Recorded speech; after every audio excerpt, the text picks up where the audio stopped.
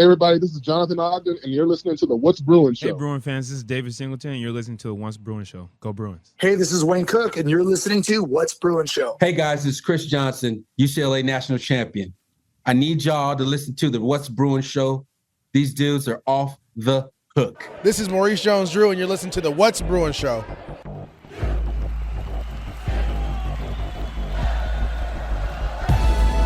You're listening to the What's Bruin Show, part of the What's Bruin Show network, with your hosts, Jake Berryfield and Mike Regalado, and occasionally some friends, talking all things UCLA sports. And now, it's time for the What's Bruin Show.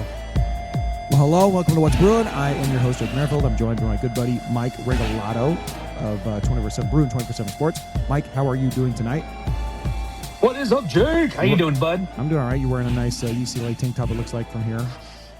Yeah, because it's freaking hot. It's hot. I hate the heat. Heat sucks. Hair slicked back. You got a haircut. Yeah. Got a haircut. It's, yeah. Well, very good, dude. Go ahead. Yeah, no, it's just that time of the year where I try to grow my hair out long, see if I can battle through the heat. Nope, it's like wearing my cat on my head all the time. Just got a bit too hot, so I got to cut it down. And it's the beginning of football season, and I start work tomorrow, mañana. Yeah. Congratulations. So might as well go look sharp for the new year. No doubt. Well, it's What's Bruin Show on the What's Bruin Show Network. Thank you for your support. Last week, we talked a little bit about the offense. Today, we're talking a little bit about the defense. Although, I'll be perfectly honest with you, Mike, I'm a lot less, I know very little about the offense, and I know even less about the defense, especially all the guys staying, new guys, like who's actually back and who's not. Like, I want to talk about that. Oh, my God. But anyways, we'll talk a little about that. And Mike was actually at camp this week or last week, the last couple of days, Mike. And today, and today. It's amazing. So we're going to get firsthand, knowledge from what was going on with old Mikey out at practice. So that's pretty fun, too. So What's Bruin Show, What's Bruin Show Network on Twitter at What's Bruin Show. The email is what'sbruinshow@gmail.com. And you can call us 805-399-4WBS, Sacramento, Troy. And Sacramento, Troy. Yeah, and we'll just go from there. You got the Patreon, you got the Substack as well. And I guess here we go, Mikey. So let's do, I think I had it over here somewhere. Headlines real quick? Yeah, let's do I'm just going headlines. to run through these. Give me some headlines, Mike. Okay, so just really quickly, a few things occurring over the week. A little bit lesser news, but still quite important. Incoming UCLA women's basketball freshman Spanish baller Somto Okafor was named the MVP at the U18 Euro basketball tournament over the last few weeks. She averaged 15.3 points, 4.9 rebounds, and 1.4 steals. So definitely going to, straight baller. Definitely going to help out with the Bruins next season. Also helping out with the Bruins next season, UCLA is bringing in former Bruin, former badass and all-around, a superstar and all-around badass, Noel Quinn. She had a stint playing in the WNBA as well as coaching in the WNBA.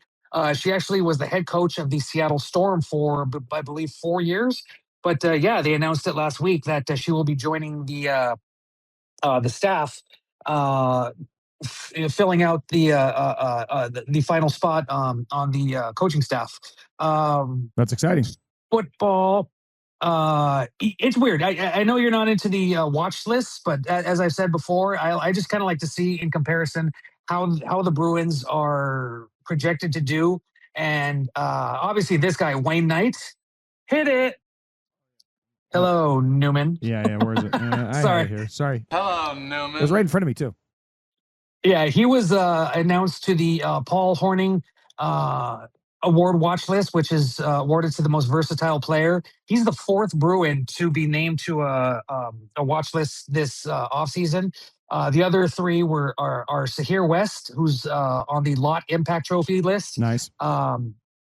Nico Iamaleava on the Maxwell Award list, and long snapper Salem Abdul Wahab, who's named to the Patrick Manley Award watch list. So who does he hold so far, I'm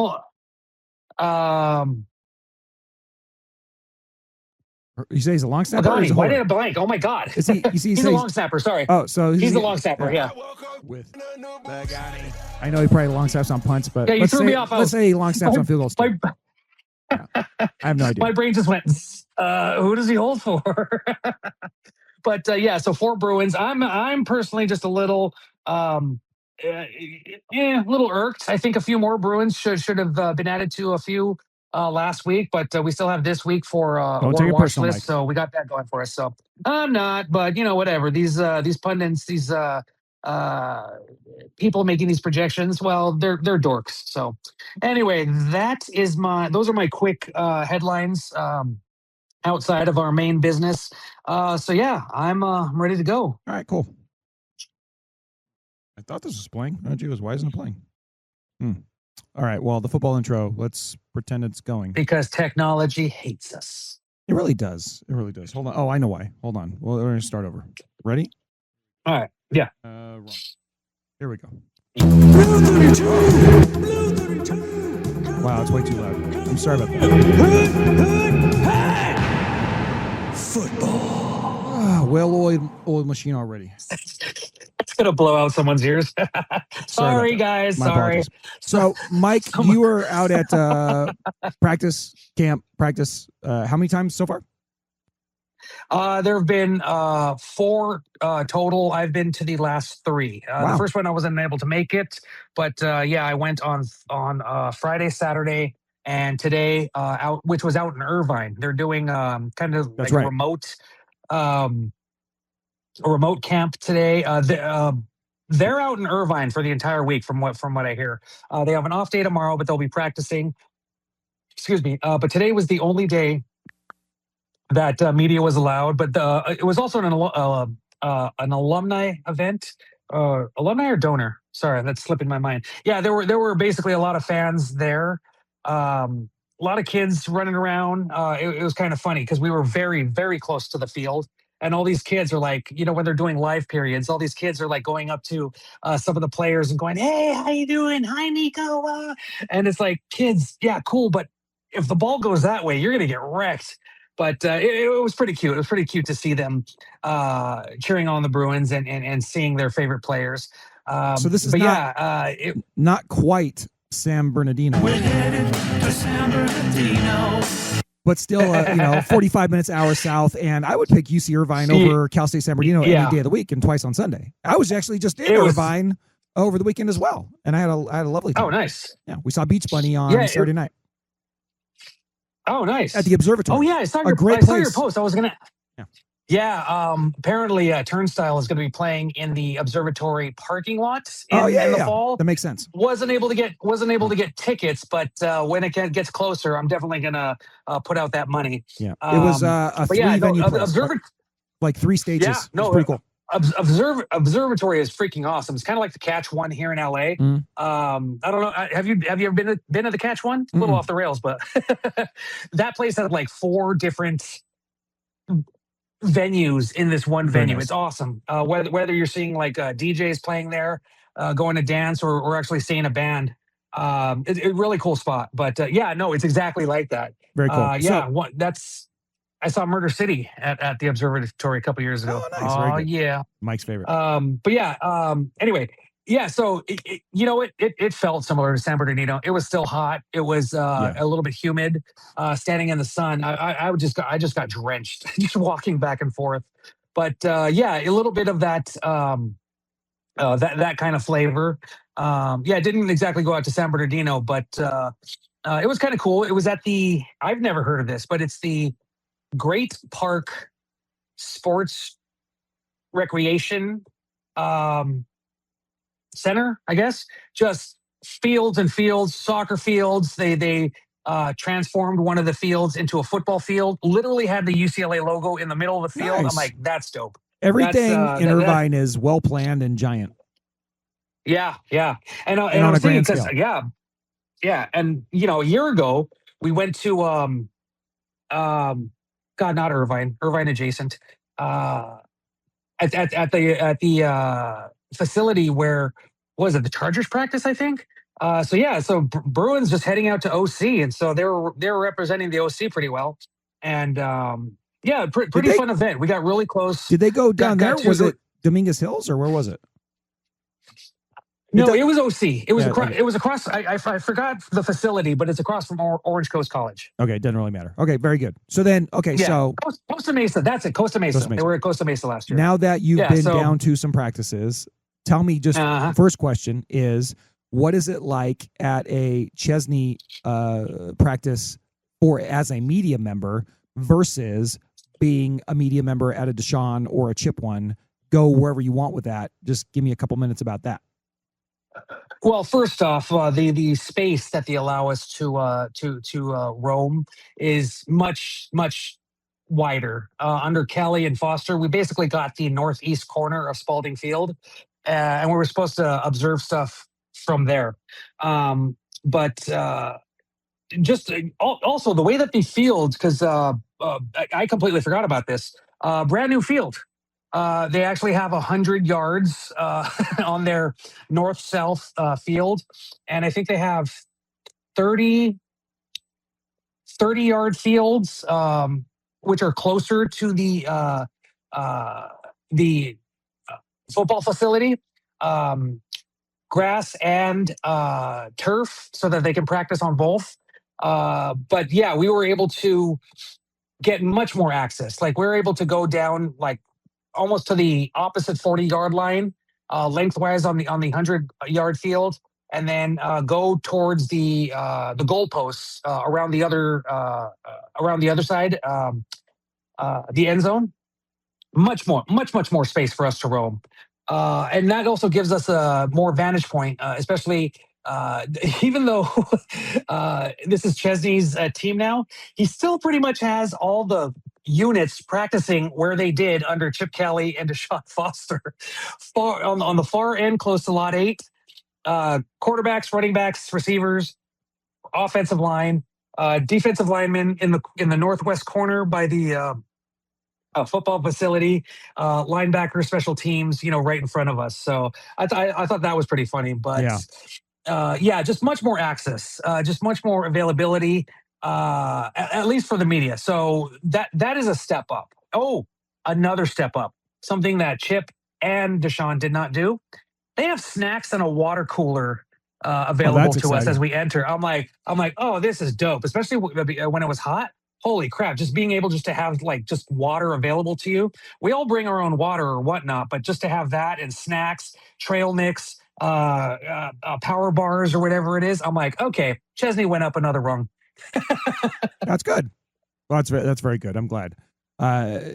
So number 2, I guess then, now that the practice is better for you to actually go to, what were your thoughts about what you saw on the field, either the coaches coaching or the players playing that stuck out? Like, just what do you want to talk about in regards to that, Mike? Just first off, I mean, just what we first see when we get there, just a lot of, and I said this before, obviously you have high energy, under Foster, you had high energy to start practice under Chip Kelly, because at that point, you're 0-0. There's nothing to hang your head about. I mean, even when they were losing, they still had pretty energetic practices, but along with the energy, they also have excitement. And the players genuinely seem much more excited to be on that field than previous fall camps that I've been to. 2 things that stand out. When they're doing stretches, there's a player or a coach that's in between. So the defense and the offense are basically facing each other, kneeling, doing the stretches. There's someone in the middle of that kind of cheering out, hyping people up. All the coaches are going around high-fiving players, like all of them. Literally all of them are going around. I'm like, damn, that's some camaraderie right there. That's building a culture right there. But one thing that really gets them all hyped up, usually after stretches, they all meet in the middle and kind of like bounce around, jump up, and get down.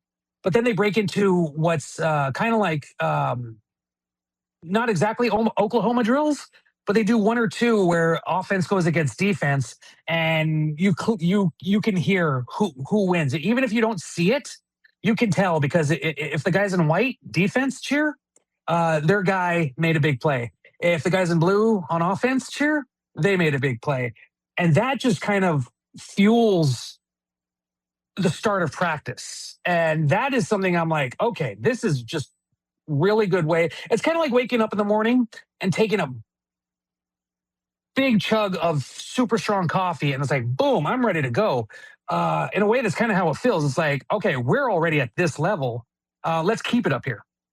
And so for the rest of practice, that seems like that just kind of like sets a standard.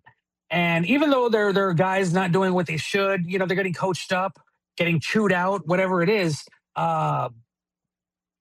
there's just a different feel to practice, to how the team is operating and how the coaches are investing in this team and really checking every single detail.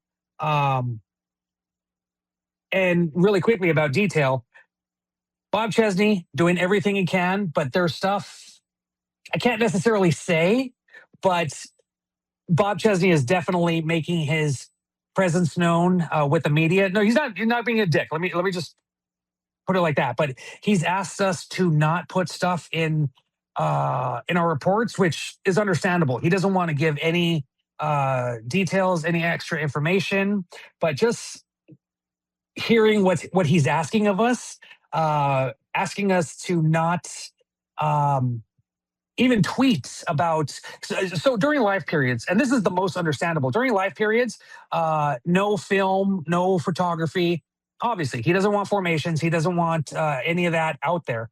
But we were also asked to not tweet about it. Totally fine too. It's a valid request, but it's like, that's awesome. He is definitely taking the reins of every single part of this football program and making sure nothing gets out and that it's super tight. Would it be fair to say that Bob Chesney is paying attention to things that you are a little surprised that he was paying attention to in regards to just a little bit, what yeah. your product has been? Okay, well, that's fair. Yeah.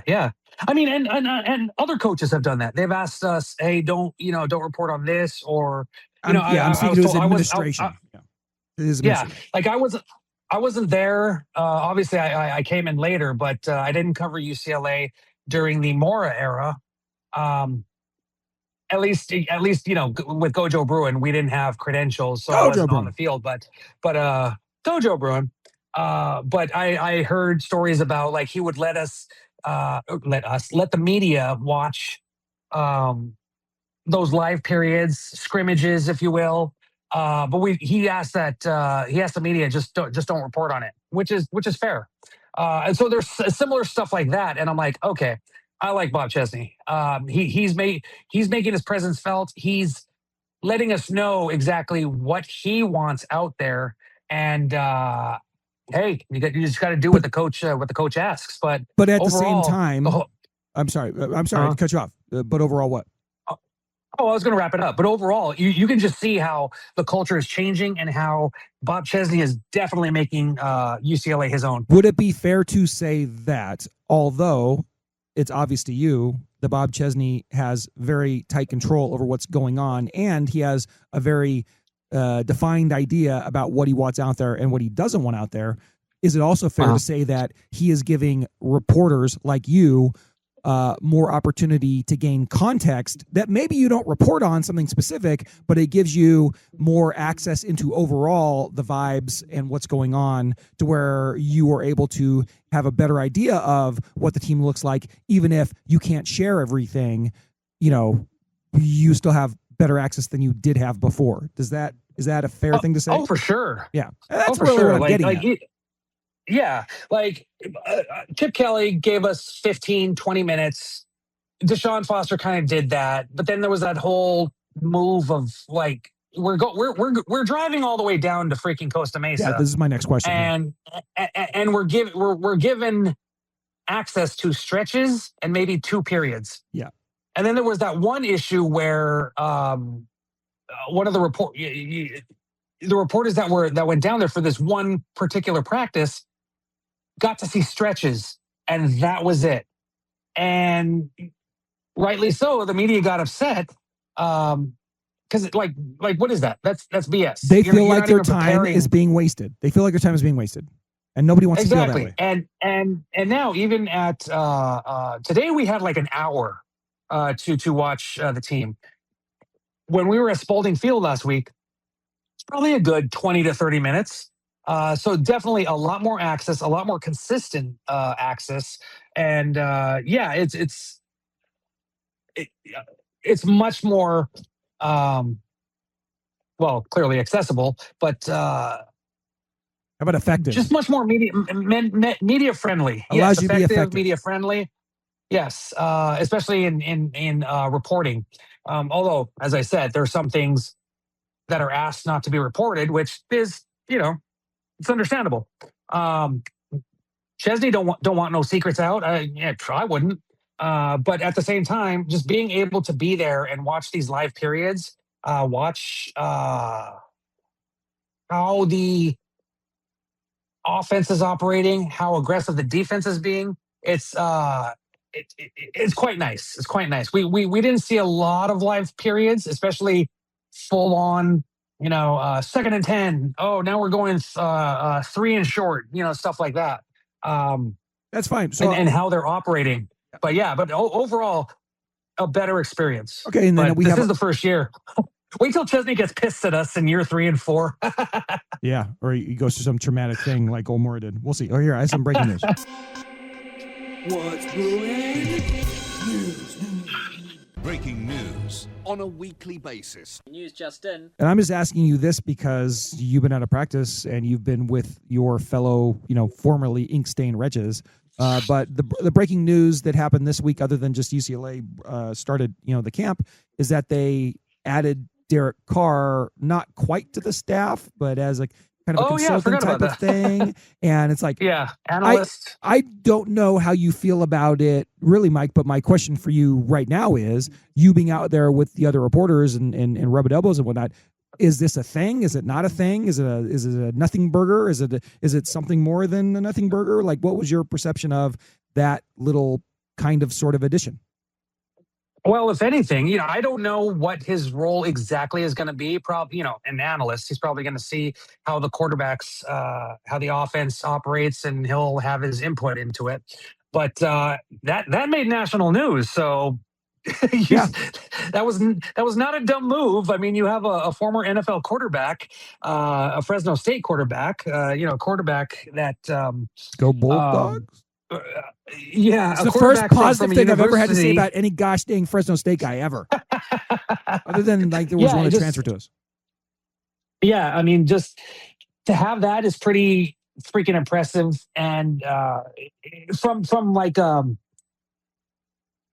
I guess just like from a PR standpoint, because it made news. But again, like he was there at practice today, and people were like, "Oh, hey, it's Derek Carr.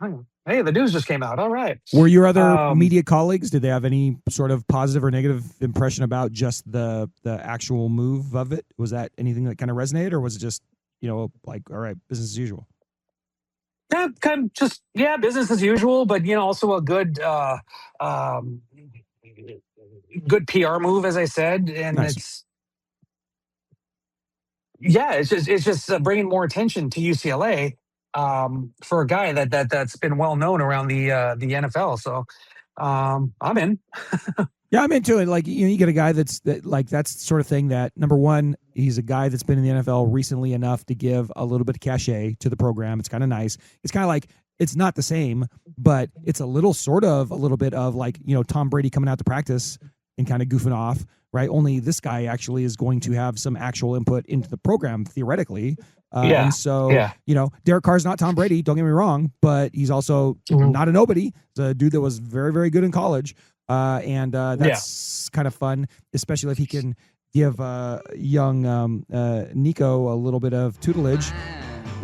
Who's to say that's a bad thing? Or, whether it's Nico or anybody else on the quarterback staff. So that's, to me, you want to, there's like, as far as I know, there's kind of not a whole, like if they're going to pay somebody some more money to do something cool for the football team, like do it. Like, it just shows they're spending more resources on it. So I'm all in favor of that. So I hope he has a a positive impact on what's going on. So Yeah. then Mike, with that being said, is there anything else from camp that you want to talk about before we get into our very, 1,000 foot, 5,000 foot talk about the defense?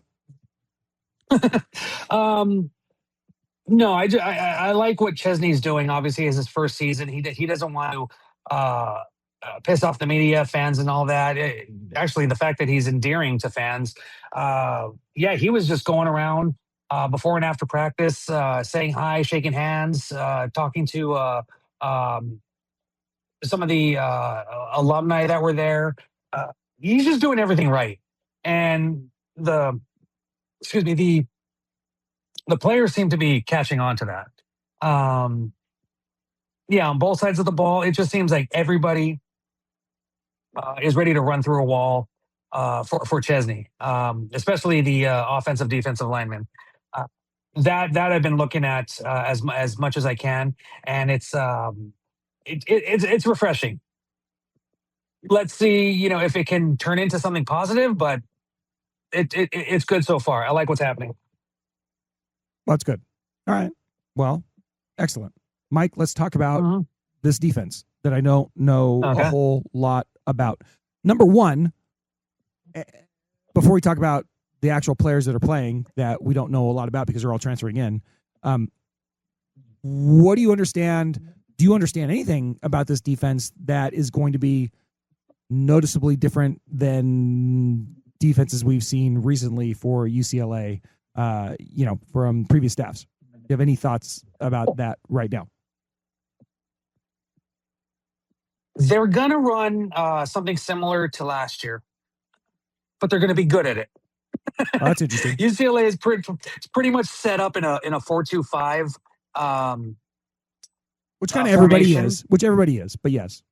Yeah, exactly. And they're really going to rely on that nickel in the in the secondary. The thing about that is that it looked like DJ Barksdale, who's just everybody's like man crush right now. It was thought that he might be the nickel, but he's kind of been impressing so much that it looks like he might be going to cornerback. And Cole Martin, who's safety last year, he's been in that nickel spot a little bit too. So they're still moving guys around. Like there really isn't a depth chart because they are literally moving everybody around, and also acclimating guys who weren't who were injured during spring or injured now. Like Wayne Knight, he was injured during spring, but he's full go right now. Aiden Mizell, who was expected to be kind of a superstar, he seems to have, I think he has like a calf strain. So he hasn't really been playing, but it's football. Guys are going to get injured.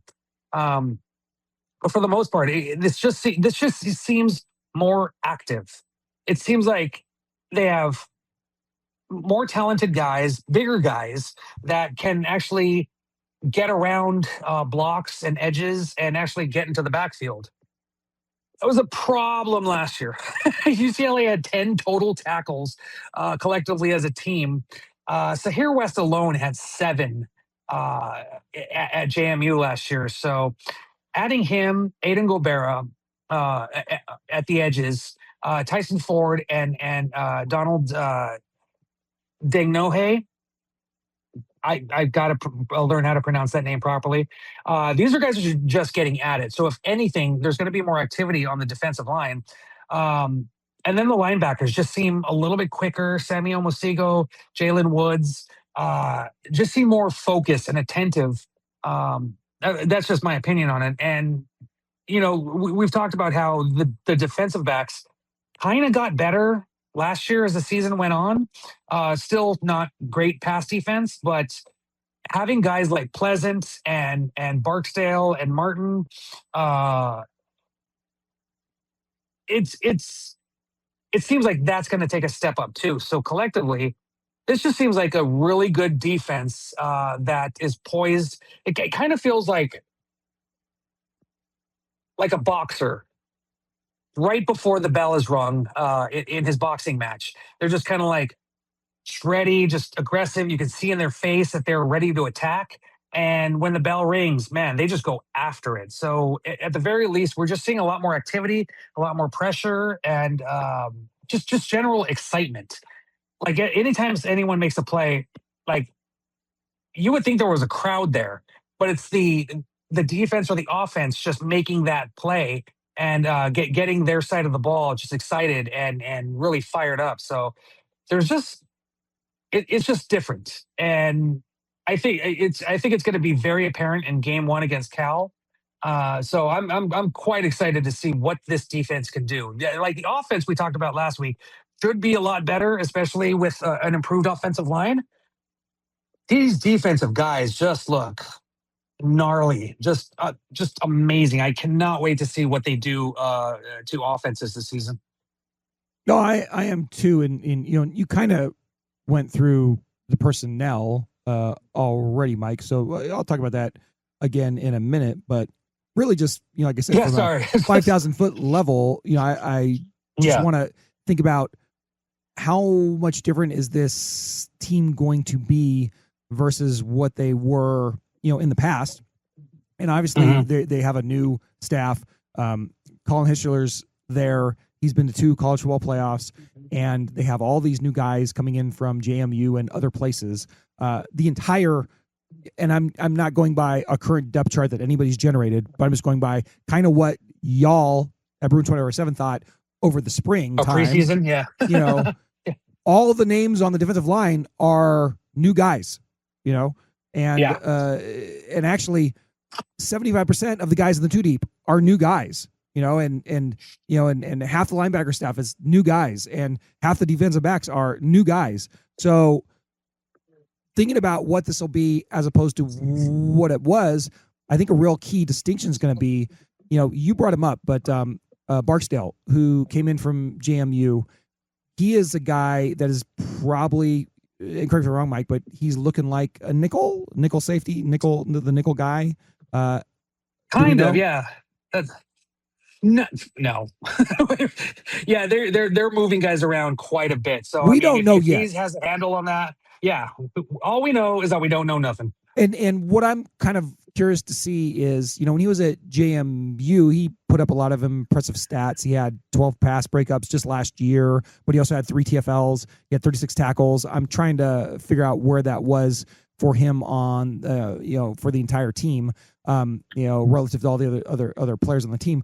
But he was, he's a guy. He's only like $185, I want to say, but looking at how that nickelback plays in this defense, that's probably most of the time, they're going to be in a nickel defense most of the time they're on the field, So how that nickelback performs is going to be kind of indicative of what kind of defense we have. Is that nickelback going to be more of a coverage guy, a smaller guy that's really more dedicated to covering an extra receiver, or is he going to be a guy that is kind of down in the scrum, kind of as an extra sort of linebackery sort of guy that's also fast enough to cover? Like, what's it going to be more? Is it going to be more linebacker or more defensive back? I'm really curious to see what that looks like once we actually get on the field in September. But that's something I don't think we're going to know until we actually see them out there. But what I do know is if they have guys like Barksdale out there on the field, this is a pretty experienced dude, and I expect to see some pretty good things from guys like that. And we've already looked at the secondary for this team, whether or not, we still don't know about old Scooter, but they still have plenty of dudes out there that we think can play, even beyond that. Yeah. You make something out of this defensive secondary, and all of a sudden kind of, hopefully we're cooking with gas to some degree. But Mike, you brought it up at the top. You also have to be able to generate pressure, So are they going to be able to generate pressure with these dudes that they've brought in from other schools? And are they going to be able to be better at that than they were last year? Because that was the fatal flaw of last year's team. They couldn't generate no pressure. And so then the defense back end couldn't quite hold up, and then they couldn't really eventually they would fold and not be able to stop the run or do anything. So I am really curious, number one, how these new guys across the front line, all of them new, are going to perform, including West. And then I am really curious to see how the back end kind of manages. But what do we think about? I don't know if you have any opinions about the linebacking core, Mike, but do you have any opinions about the linebacking core? Yeah, it's going to be interesting because they're only at from a set position standpoint, it only looks like they're going to have a Mike and a Will linebacker. Mike being middle, Will being weak side, but they're two guys that are going to be supportive of. They're not just going to be supportive of the defensive line, but these guys are like going to be really active. I'm especially excited to see what Jalen Woods and Devin Pilat can do. Those are two Bruins that are returning from last year.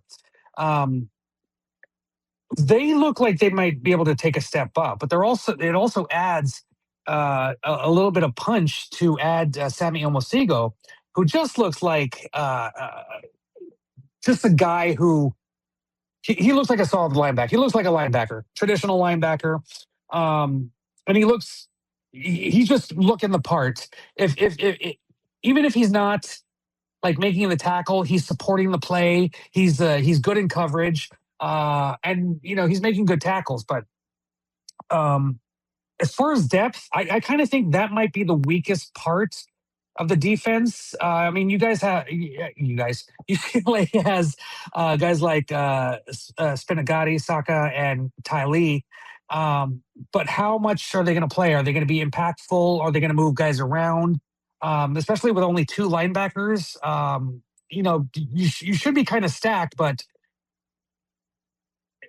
that I think is going to be a big question mark. But at the same time, I think the two guys, the two starters, really have an advantage for UCLA in not only experience but in actual activity.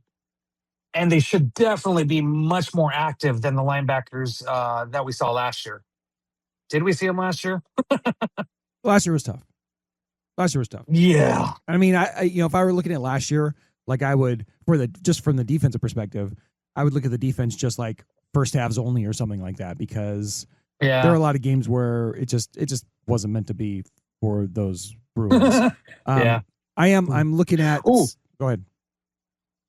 Oh, just really quick. You talked about some of the guys who are looking just the way that they look. Quick sidebar.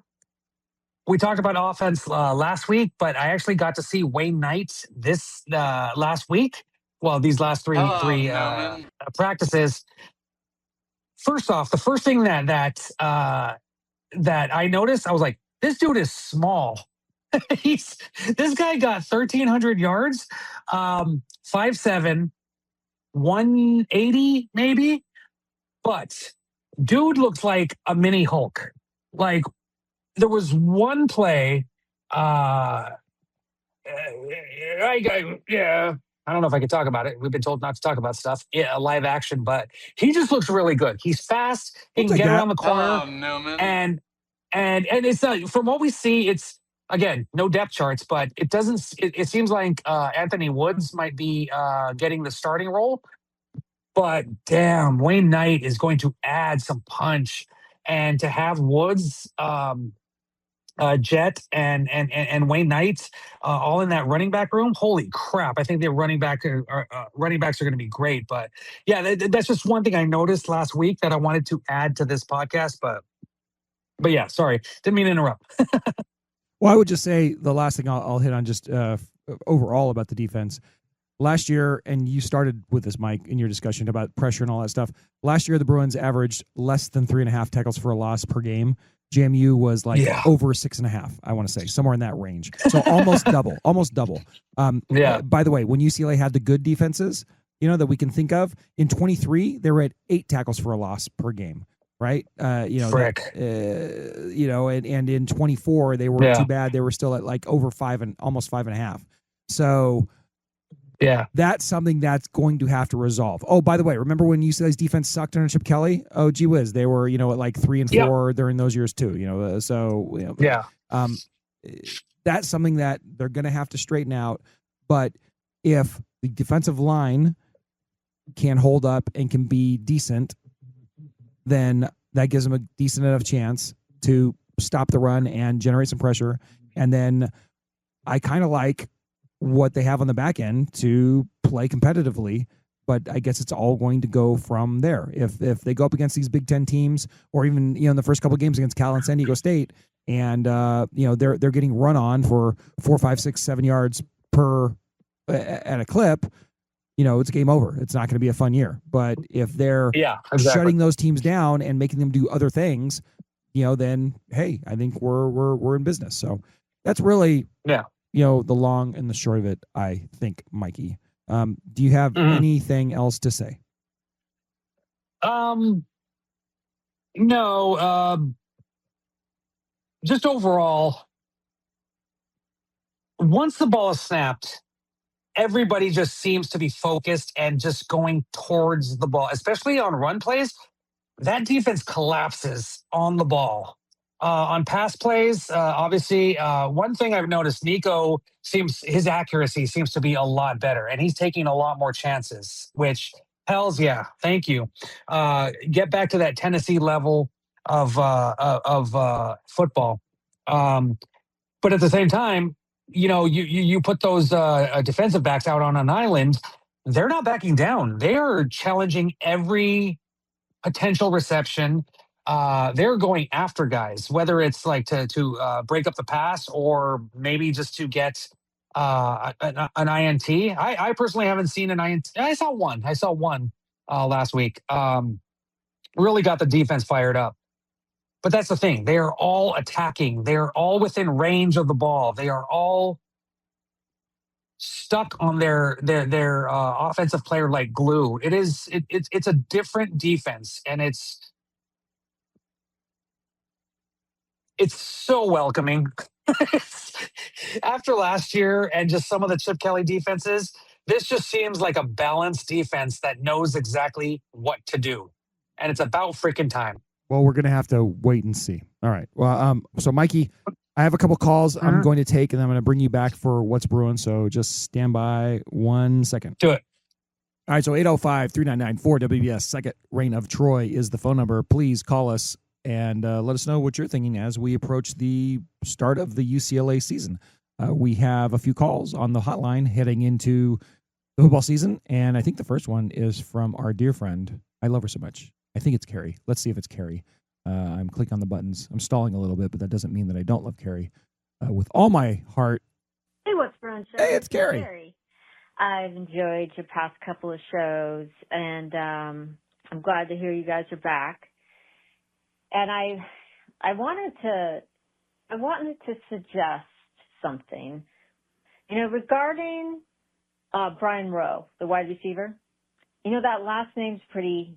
How do I say it? There's a lot of options, I think, with Rowe, and I actually have a few that you might like, and I thought I might run them past you to see what you think. I'm sorry I didn't get you these sooner, but. And by talking about Brian Rowe, you might be thinking about keeping this around, right? All right, so let's see what she has to say about that. Where's my darn play button? There it is. I finally just did a little research, and I guess I don't know what drove me to it. I guess I just wanted to listen to some music. But I thought I'd run them past you to see what you think. Just some options, and maybe you'll like them. The first one, just thinking of Mike, is Oasis, and it goes something like this. And, of course, this is a oldie but goodie.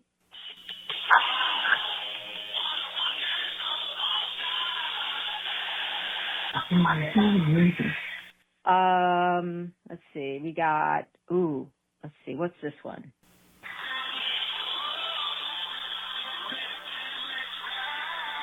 All right. Okay. And then let's see. What do we got here?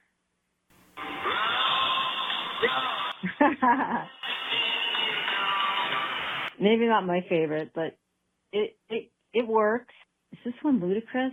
Maybe this one is. Let's see. We have a couple more.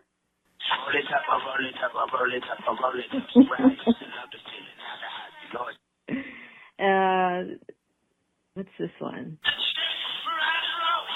Elvis Presley. And I think this last one is Stevie Winwood, oldie but goodie.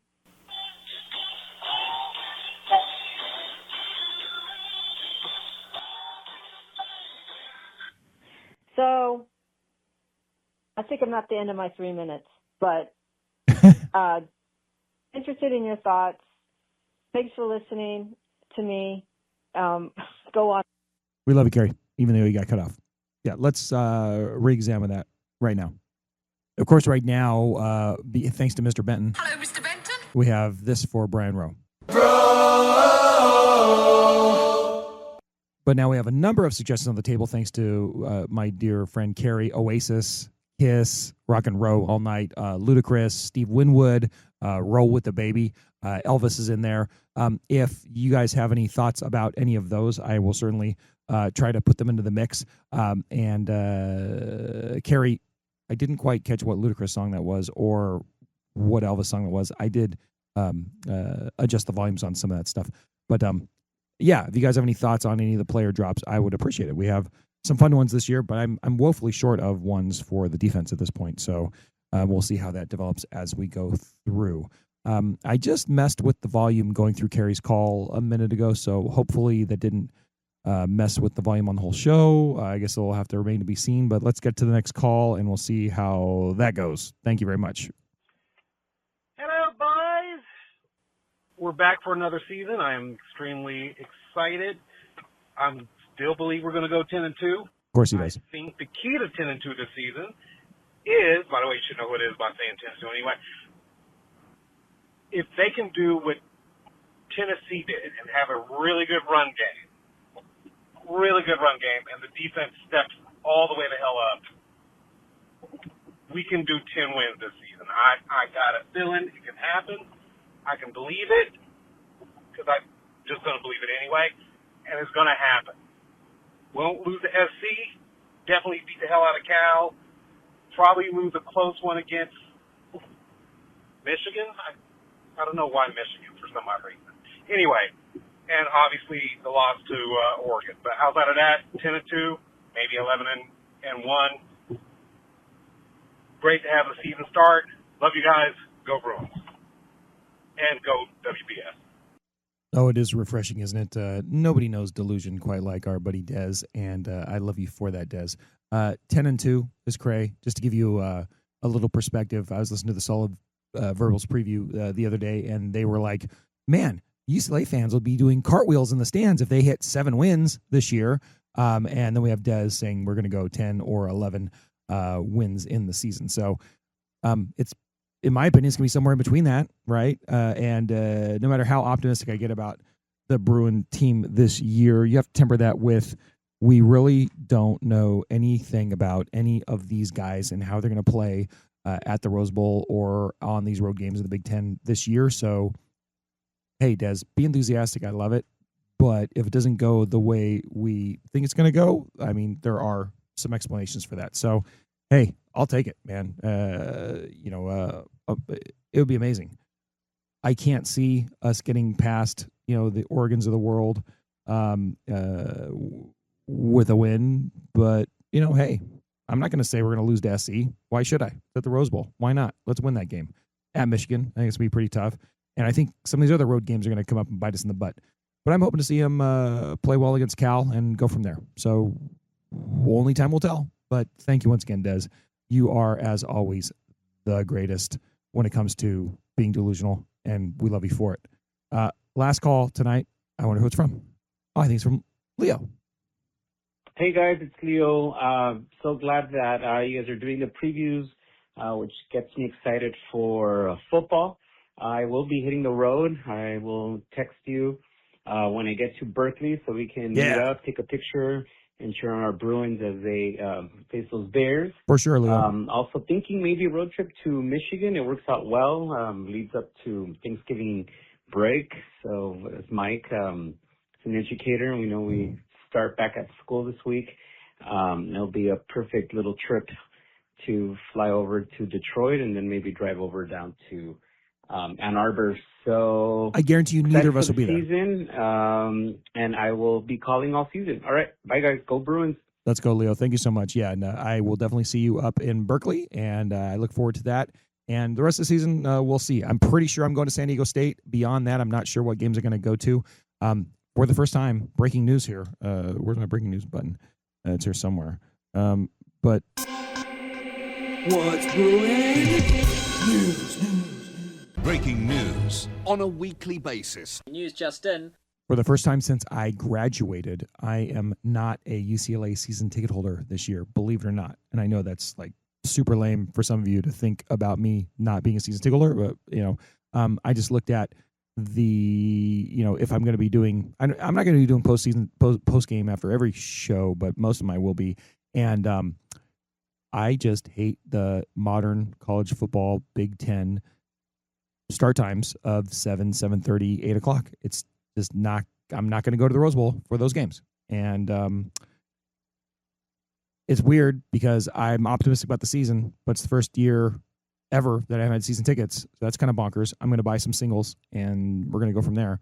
But it just is what it is. The new modern college football game, as far as networks and money and TV and all that stuff. I love being at the game, but I ain't going to go to a game where I'm not leaving. Even if I leave early, like I customarily do, I'm leaving at halftime and it's still freaking 11:30. F that crap for reals. So when I'm at the game, I'll let you guys know, and hopefully I can hook up with Nancy and Dave and Leo and all the rest of you. But I'm not going to be in those seats I've been in for years anymore unless I buy them as singles. So, guys, thank you for calling 805-399-4WBS Second Reign of Troy, and let's get to what's brewing with you. What's brewing with you? You ask me. What's brewing with me? Yeah. What's brewing with you? What's brewing with me? What's brewing with you? Mikey, what's brewing with you? Football, baby. It is. Yeah, it's aside from just getting back in the groove. Obviously, I had practice on Friday and Saturday. That took up a lot of my weekend. I'm just getting stuff ready for my kids.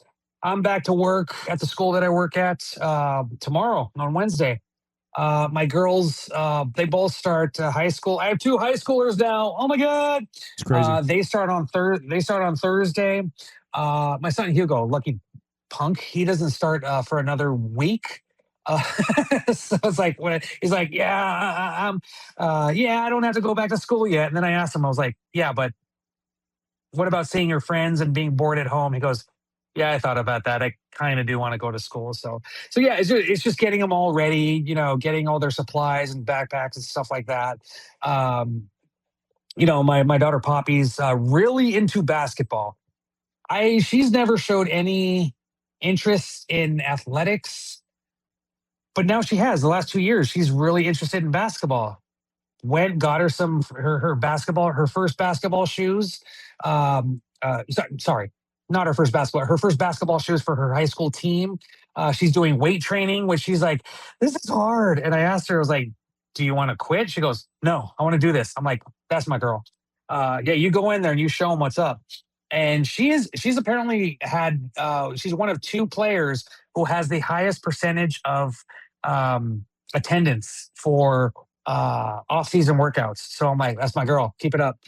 My daughter Violet, and Poppy went on her freshman retreat with all of her friends, with all of her new high school friends. So yeah, we're doing all of that. But it's funny. My son Hugo, who's just before this year, I wouldn't say he wasn't into sports. He was into sports because of me. He would watch UCLA games because of me. But holy crap, this kid, enter, I'll go into the living room and he's watching TV. And I'm like, what are you watching? He goes, oh, USFL. I'm like, what? He goes, yeah, Dad, who do you like between Louisville and Orlando? I'm like, I have no fucking idea, man. What is happening here? He's watching the softball World Series. He's watching the Ocho. he's just taking in all these sports, but he's watching football a lot, and we're playing a lot of EA Sports, NCAA football. Even though it's complicated, I want him to understand, even if it's a Friday night, 8 p.m., we're not going to be out on the football field. So at the very least, I can show him like how formations are, how you have to time your passes as a receiver, where you have to go. So it is kind of a nice tool, but at the same time, it's kind of fun to play football video games with my son.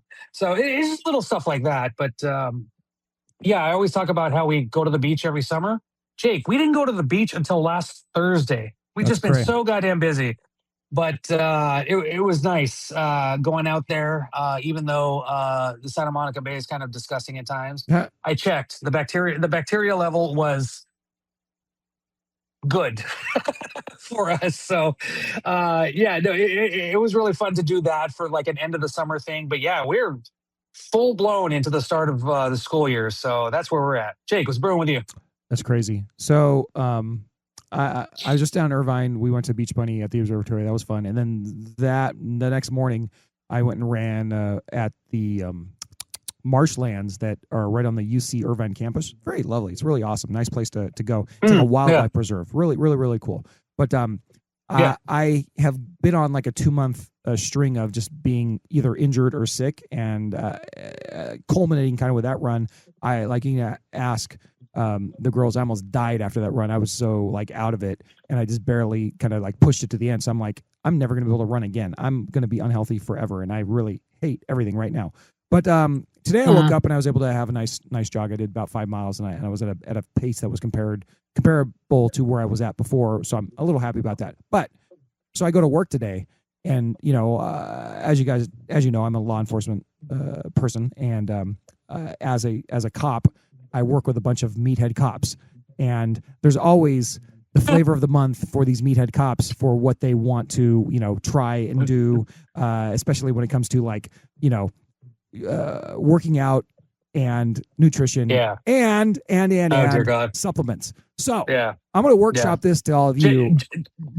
Jake, really quickly, I work in Yes, go ahead. Oh, sorry, I don't mean to interrupt you, but I would say I work in education. And there are still meatheads in education. Oh, yeah. They're everywhere. You can't avoid it. But they're everywhere, but I think there's probably a higher percentage in the law enforcement community. Just between. Oh, definitely. Oh, hell yeah. So the thing I was trying to get talked into today, because I've been having, I had an injury in my lower half, but for the last 6 months, via work, I've had a problem with my shoulder that I need to get checked out. But it's just like we're so short staffed, I haven't done it yet. But what I was tried to be talked into today was, dude, you need BP-157 plus TB-500, quote, Wolverine, quote, peptide, let's go. Yeah. You know what? You inject this right in your shoulder, dude, and it's going to heal your torn labrum. You're going to be good, man. Like I did a 3rd degree sprain of my hamstring last month, and I started ripping this stuff, man, and I'm good as gold now, man. I'm out there crushing it now. So I don't know, Mike. The siren song, speaking of the Odyssey winners, the siren song of Wolverine BPC 157 plus TB-500 may be calling me. I'm going to do a little more research, but if anybody has any thoughts on Wolverine, please let me know before I try any of this nonsense. Because I will say, Mike, I'm about to turn 51 in a month, right on your birthday as well, Mike, where we're all going to have our birthday soon. I'm about to be 51. Yeah. And one of the things I've been happy with my, rise in fitness in the last, couple years has been, I ain't on nothing. You drive through the valley and you're happy to see a billboard of, guns and dope, don't lose hope. Or, this is, I bring this up because one of my buddies is attorney, Nadiri at law, and he last time he saw me in the flesh, he's like, dude, what kind of drugs are you using? Tell me. You and I said, dude, I'm on that route, bro. He's like, are you sure? You liar. And so part of me is like, if I turn to the Wolverine, I don't know. I can't claim I got nothing anymore. So I'm kind of trying to stay all natural, but it's tempting. My arm hurts really bad, Jake, Mike. It's keeping me from sleeping. Take that Wolverine adrenochrome and inject it right in between the web of your toes. I don't know. There, we'll see. bro. We'll see.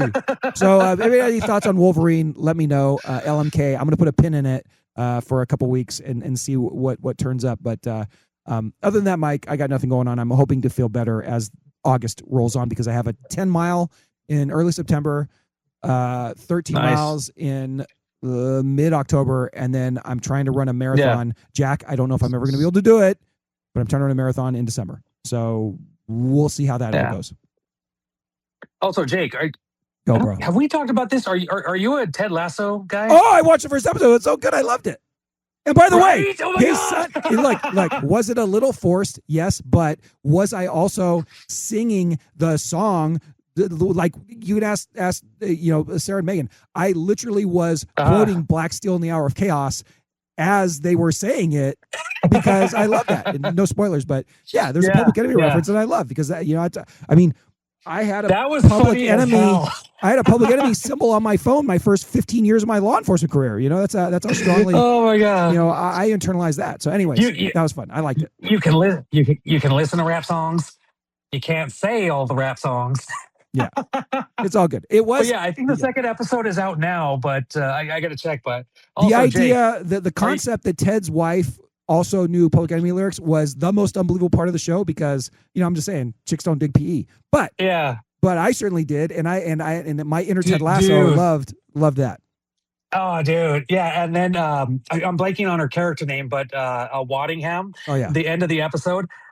St. Louis barbecue has changed me. Oh, I love that. She's taking sacks of meat into her private jet. I was like, that's funny. So but, watch that show. Last thing, Jake. Are you up to speed on It's Always Sunny in Philadelphia?